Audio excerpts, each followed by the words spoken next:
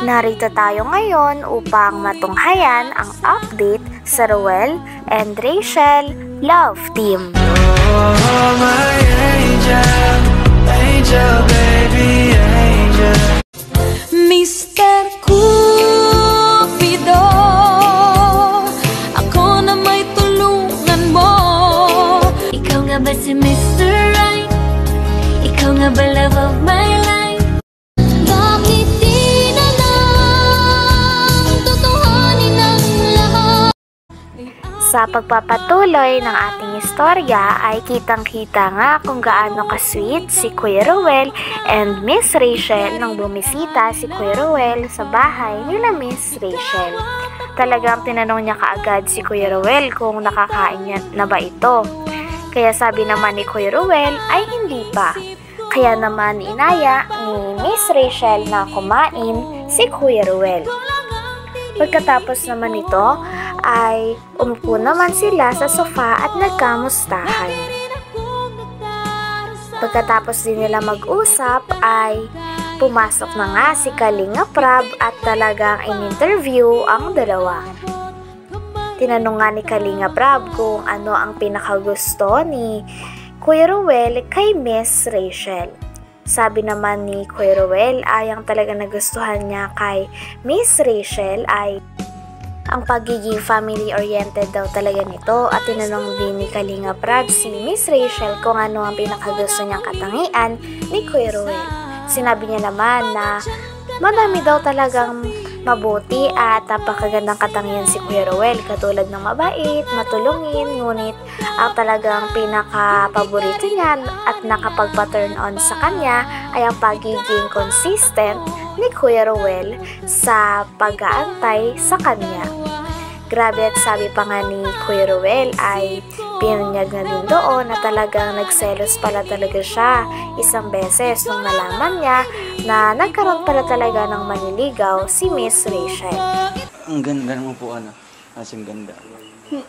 Tug ka na naman. Isang araw lang na hindi kita nakita. Mukhang isang linggo na sa akin.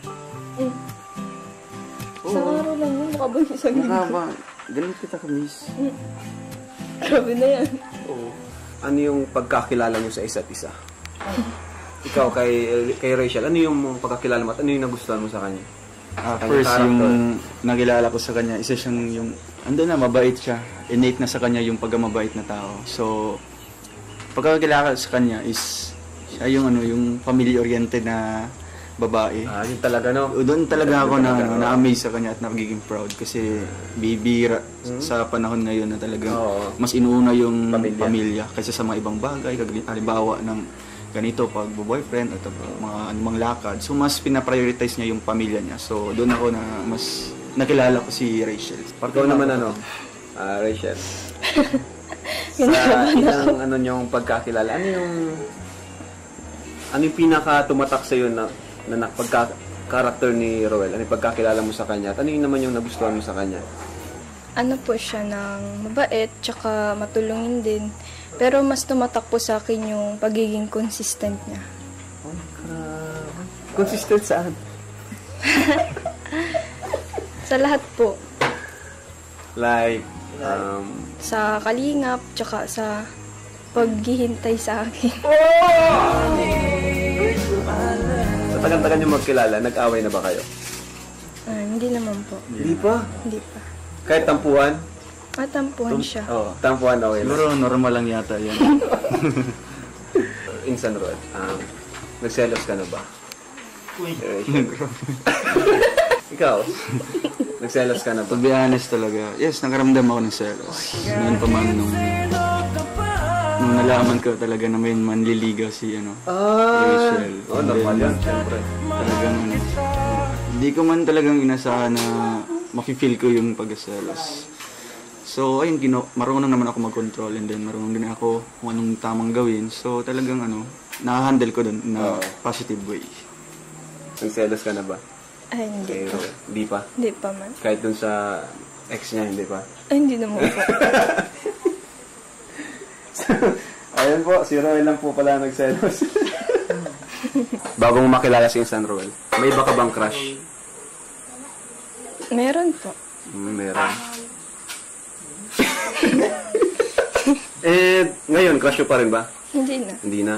And ano yung bagay na kumbaga, paano natalo ni Roel yun? Natanggal? Paano Sa natanggal? pagiging consistent po. Normal yan sa matubang, consistent, saka makulit. Makulit ba? Sobra. Sabi ko na, tatak matubang yan, makulit.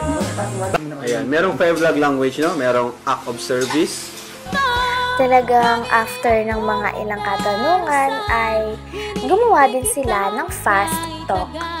Talagang napakaganda ng fast talk na to sapagkat malalaman talaga kung compatible si Kuya Roel and Miss Rachel para sa isa't isa. Napakagaling din ng dalawa sapagkat talagang pareha sila ng mga hilig at sagot. Katulad na lang ng pareha silang mahilig sa coffee, ang paborito nila ay YouTube, at talagang makikita natin na nagkakasundo si Kuya Roel and Miss Rachel sa mga bagay-bagay. Oh, my angel, angel, baby, angel. Mr. Cupido, ako na may tulungan mo. Ikaw nga ba si Mr. Right? Ikaw nga ba love of my life? Bakit di na lang tutuhanin ang lahat? Quality time. Kasi kung quality time, bali pasok mo yung lahat, yung apat. Di ba? no? Receive a gift or something. Ganun. Quality time po. Ikaw naman, Rachel. Ganun din. Quality time. din. Pero ano yung nakikita mo kay Roel? Ano yung nakikita mo kay Roel na love language niya? Clingy. Uy, physical time. Words of affirmation. Nice, nice. Ano naman yung pinakamagandang regalo na natanggap mo kay Insan, Roel? Quintas. Quintas? Wow. Ikaw naman, may natanggap ka na ba? Wala pa. Normal yun kasi siya naman yung nanliligaw eh. Ganun talaga, di pa naman kasi kayo eh. Nung una kayong magkita, no? Ano Insan Roel yung first impression mo kay Rachel? First impression mo sa kanya? Siyempre, di na tayo, lalayo pa. Maganda. Maganda.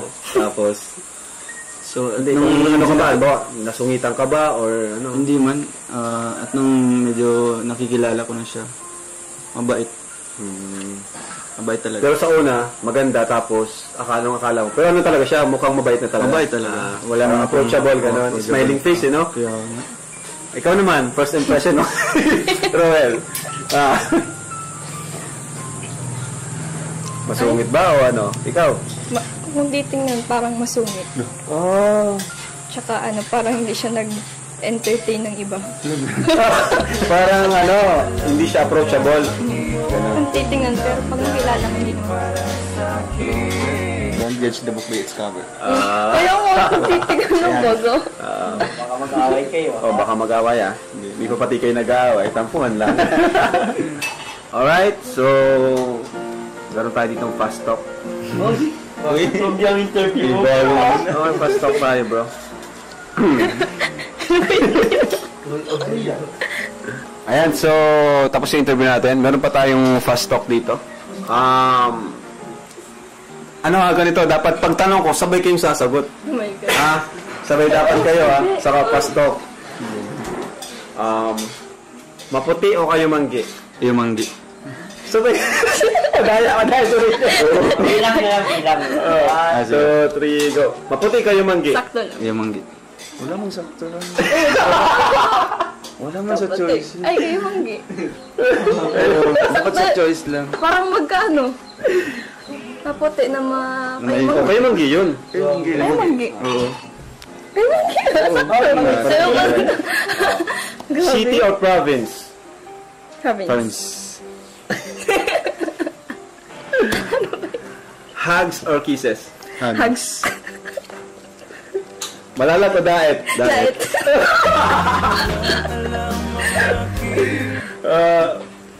Coffee or milk tea? Coffee. Coffee. Di na ako sa bat first coffee. Di ba?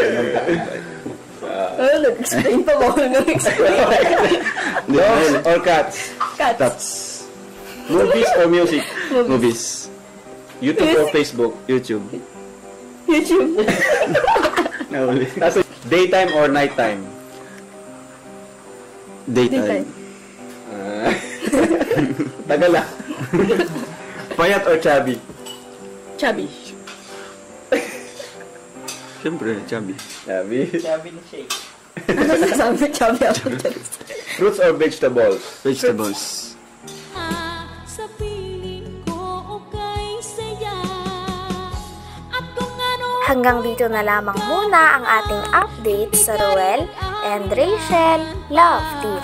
Maraming salamat sa inyong panonood. Hanggang sa muli. Bye!